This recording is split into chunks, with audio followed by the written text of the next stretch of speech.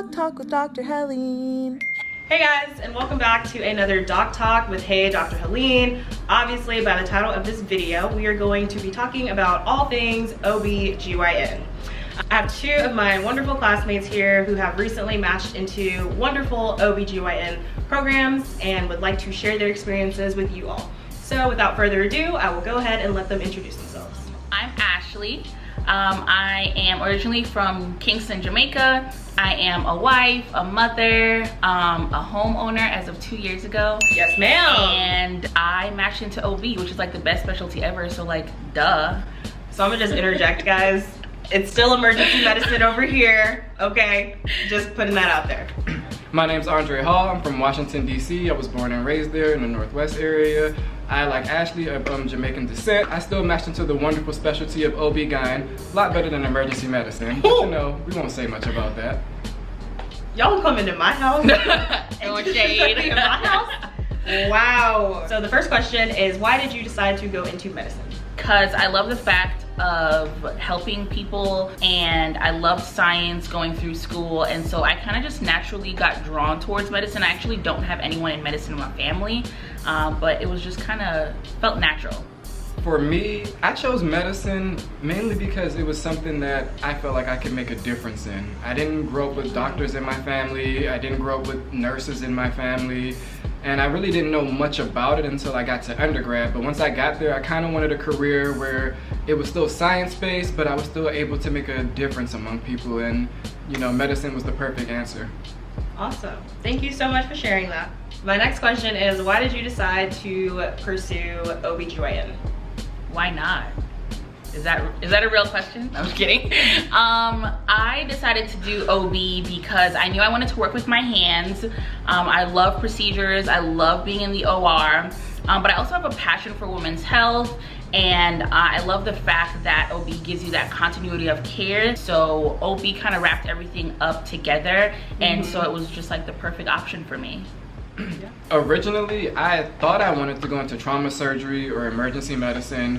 In my first year, I spent a lot of time shadowing trauma surgery. It wasn't until my third year clerkship that I kind of got to see what OB/GYN was really like that kind of drew me towards it. Honestly, it was the first time I delivered a baby. And then what really made it stick to me is I grew up in a household full of women. I was the only guy. And I got to witness how, you know, their health wasn't really, or their healthcare system wasn't really adequate enough for them, and how they were shorted on everything, and it just didn't seem fair.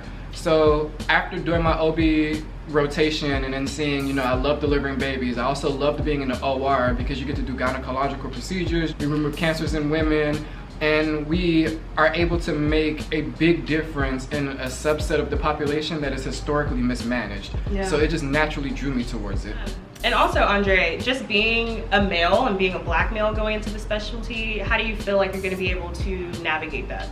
Well, as a male going into the specialty in general, I think the most important thing for me to understand is that I should never try to be the face of the specialty, that the face of the specialty should always be women, and that my role is to try to help progress the specialty and help progress healthcare for women. Yeah. In terms of managing the day-to-day ins and outs of being an OB/GYN from the male perspective, ultimately is all about respecting your patient and keeping, you know, professional boundaries, and at the end of the day understanding that no matter how much I learn, no matter how much I study, no matter how much I know, I'll actually never be a woman. So I'll never know the daily struggles that they live through, but it's my job to try to be as sympathetic and empathetic as I genuinely can be and do the best for them. Amen. Snaps. For anyone who's listening and doesn't know exactly what OB/GYN is, can one of you explain what this field of medicine is? Yeah. So OB stands for obstetrics and GYN stands for gynecology. And so obstetrics is the practice of medicine involving pregnancy, childbirth, and the postpartum period. And gynecology is the study of the female reproductive system, including the ovaries, the uterus, the vagina, and the breasts. So my next question is, how many programs did you apply to? How many interview invitations did you receive? How many interviews did you go on? And how many programs did you ultimately rank? Ooh, Lord. I applied to 25 OB programs and 15 family medicine programs. I went on 3 OB interviews and 6 family medicine interviews, and I ranked all 9 programs. How did you go about ranking? Did you put...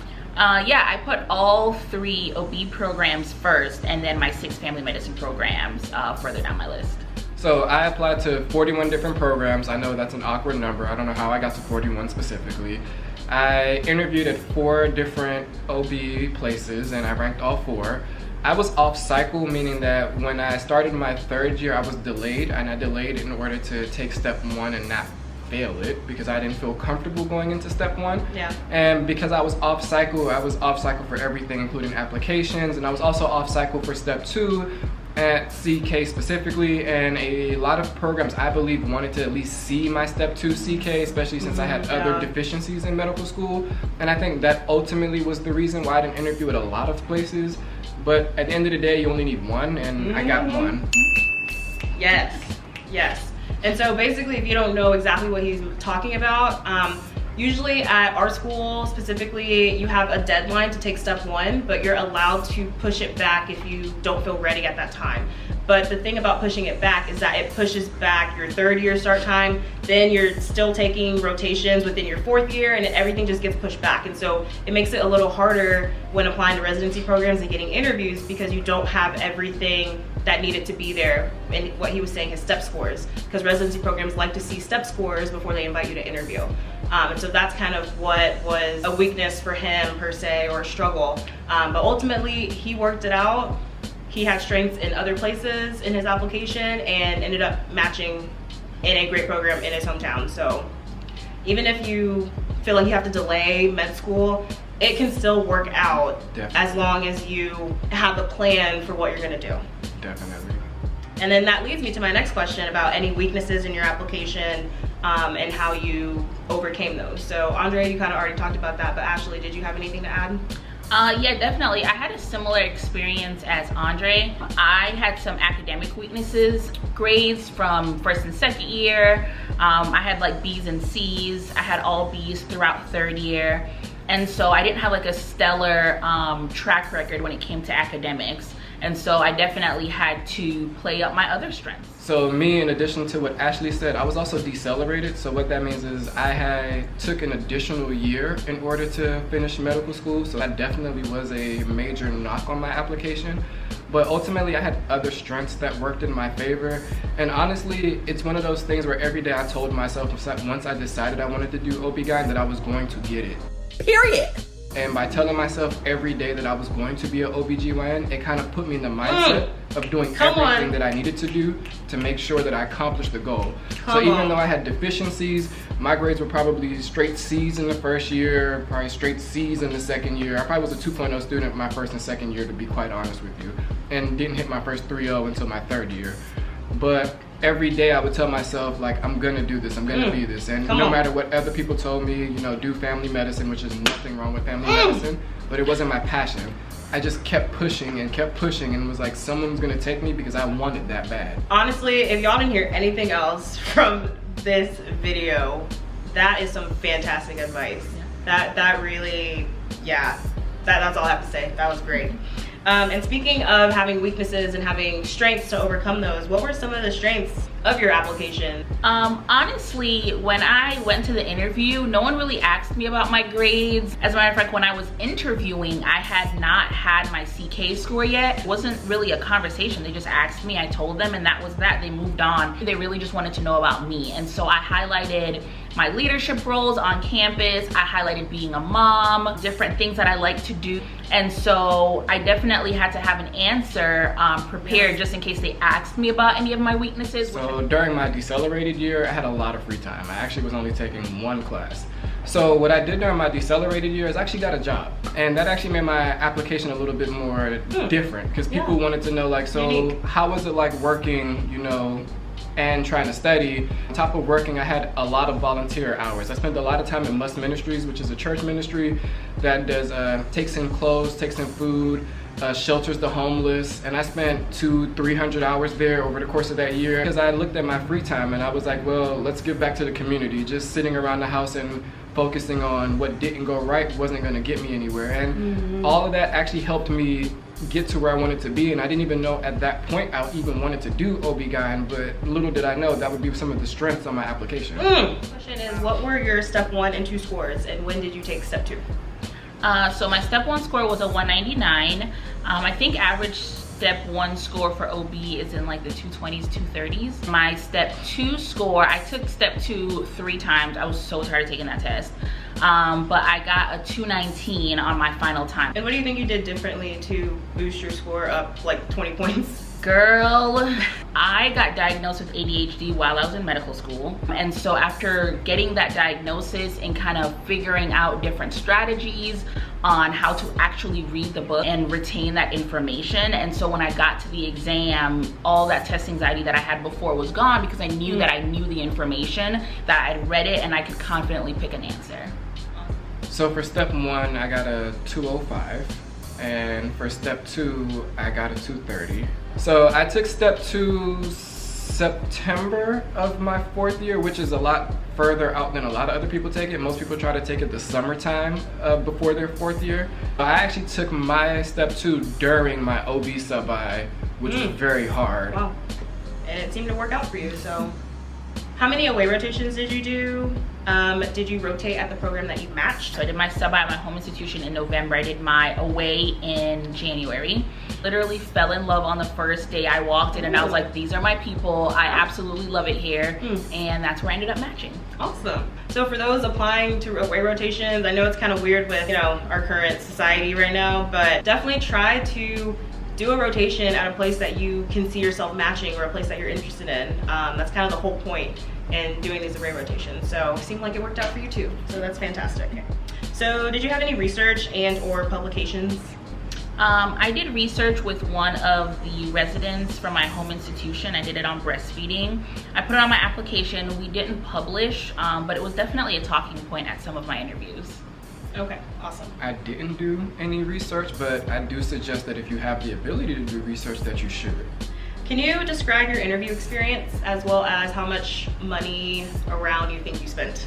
I only applied in the Southeast, and so all my interviews were in the Southeast. So I only flew to Florida. I drove all over Georgia and to North Carolina and South Carolina. So I really didn't spend that much money compared to, I know, some other people who kind of had to fly everywhere. I would say total maybe like $2,000. So I limited myself to the Atlanta region and my home region, which was the DMV. Unfortunately, I couldn't schedule all of my DC and Maryland interviews in a coordinated fashion, so I found myself, you know, coming back and forth between DC and Atlanta. I flew up for one interview, flew back down, and then I ended up driving to my Howard interview because it was last minute and drove back down. So I probably spent maybe $2,000 too. What are your future aspirations or goals that you want to achieve within your specialty? I love general obstetrics and gynecology, and so I'm definitely open to fellowship, but as of right now, I don't have any specific plans for fellowship. I want to get involved in the sex trafficking kind of issue that's going on in Atlanta and also worldwide. I feel like from the medical aspect, there's not as much focus on that, and as an OBGYN, I feel like I can definitely do a part in making an impact on young girls' lives. I love that.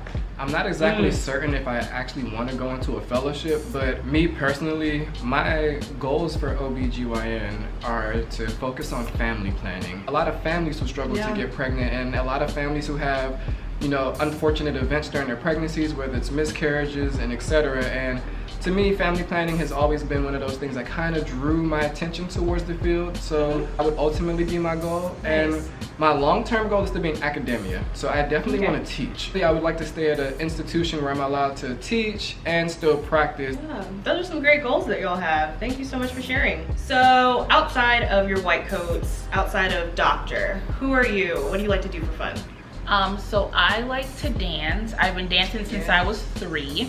I recently started pole dancing. Y'all, it is like absolutely wonderful, girl. And it's a workout. It is a workout. And so I also like to color.